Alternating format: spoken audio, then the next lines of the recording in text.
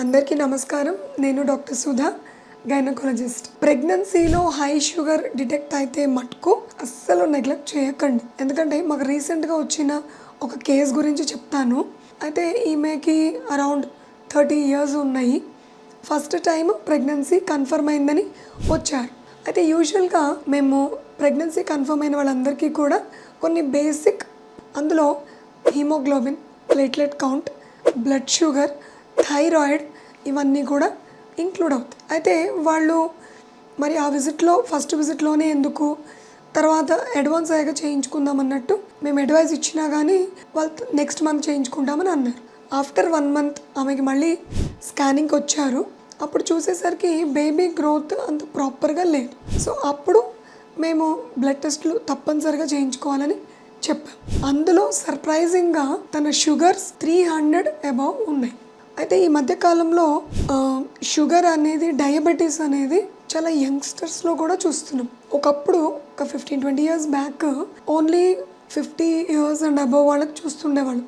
Young age వాళ్ళకి చాలా తక్కువ మందికి వచ్చేది. బట్ ఈ మధ్యన 20s, 30sలో కూడా చూస్తున్నాం.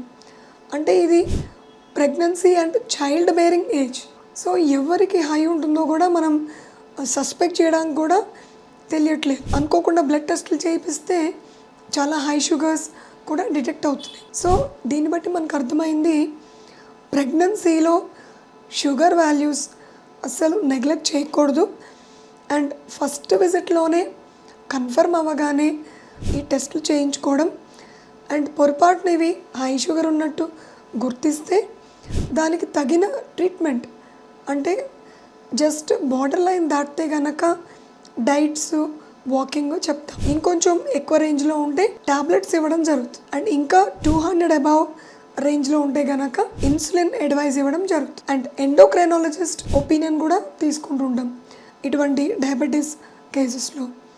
సో ఇవి నెగ్లెక్ట్ చేయకుండా ప్రాపర్ ట్రీట్మెంట్ ద్వారా ఈ షుగర్స్ మెయింటైన్ చేసుకుంటే నార్మల్ రేంజ్లో మీ health and baby health and throughout pregnancy journey and even after birth baby యొక్క హెల్త్ కూడా మీ షుగర్స్ని బట్టే ఉంటుంది. ఎందుకంటే అన్కంట్రోల్డ్ డయాబెటీస్ అవి ఉన్నప్పుడు ఆ పుట్టిన పిల్లల్లో కూడా ఫ్యూచర్లో డయాబెటీస్ డిటెక్ట్ అవ్వడం కూడా జరిగింది. సో మీ పిల్లల ఫ్యూచర్ హెల్త్ అంతా బాగుండాలంటే మీరు చైల్డ్ బేరింగ్ ఏజ్ నుంచి షుగర్స్ కంట్రోల్లో ఉంచుకోవడం, ఒకవేళ హై లెవెల్ డిటెక్ట్ అయినా దానికి తగ్గ ట్రీట్మెంట్ తీసుకోవడం ద్వారా ఫ్యూచర్ అంతా కూడా చాలా బాగుంటుంది. Thank you.